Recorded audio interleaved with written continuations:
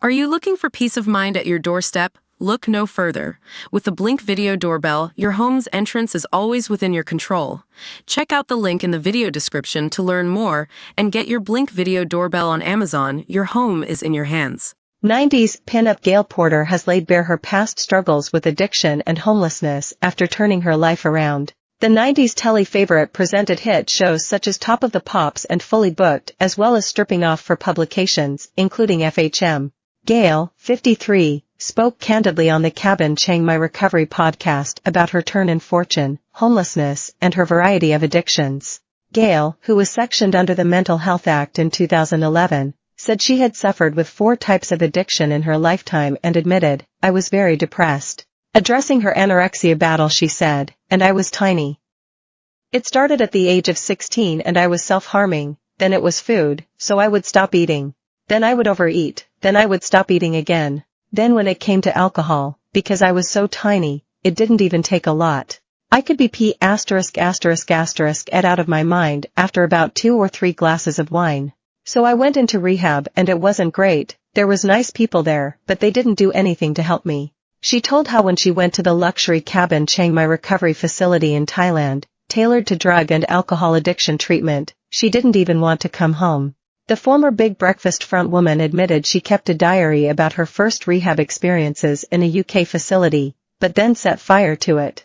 She said, "My mental health went down the toilet." Earlier in the episode, she confessed she had been sectioned for about 14 or 15 days, and the experience was more fun than Big Brother. Gayle added, "I can share my experience with those who are lost or who are frightened. About 2% of the population will experience alopecia at some point in their lifetime, with around 1 in every 4,000 developing the condition each year. It can start at any age, but is most common in early adulthood and can lead to a lack of all hair including eyelashes and eyebrows, nasal hair and pubic hair. Alopecia areata causes patches of baldness about the size of a large coin. Alopecia is the medical term for hair loss, and areata means that it occurs in small, random areas. There are various classifications, including the causes of alopecia areata are not fully understood, but the loss of hair is because of inflammation around the hair follicles. The cause of the inflammation is unknown, but it is believed that the immune system, which normally protects the body from infections and other diseases, misfires and attacks the hair follicles. Therefore, it is understood to be an autoimmune condition, says Alopecia UK. Genetics may be behind the condition, but there are other things thought to trigger it, including a virus, iron deficiency, or stress. Studies are not conclusive. For women, sometimes birth can trigger postpartum alopecia. In most cases of alopecia areata, hair will grow back in a few months to a year.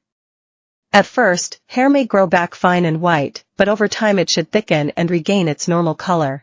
There is no cure for the condition, only treatments that are not guaranteed to work. People with alopecia may need to take extra precautions, including protecting their skin and eyes when outside and preventing stress. The Right Stuff panelist also told the podcast of seeing her scars from self-harming as a sign she survived, as well as feeling useless when her depression battle was at its worst. At the time she had her phone stolen and a stalker who was vowing to kill her. Back in 2017, the Scot exclusively told our channel how she was left homeless for a year and lived off Marmite on toast. She was declared bankrupt during that year and lived off £200 a month and credited being left penniless to her alopecia battle. She has previously opened up about how her television work took a hit after refusing to wear a wig following her diagnosis. Gayle hit rock bottom, and she recently told our channel of her homelessness ordeal and said, "I couldn't afford the rent, so I ended up homeless for almost a year. I stored my belongings at a friend's house and moved from spare bedrooms to sofas. I didn't tell any of my friends that I didn't actually have a place of my own." The mom of one has always been candid in sharing her health struggles. She previously confessed how an insensitive comment from a doctor made her anorexia worse. Meanwhile, she has admitted she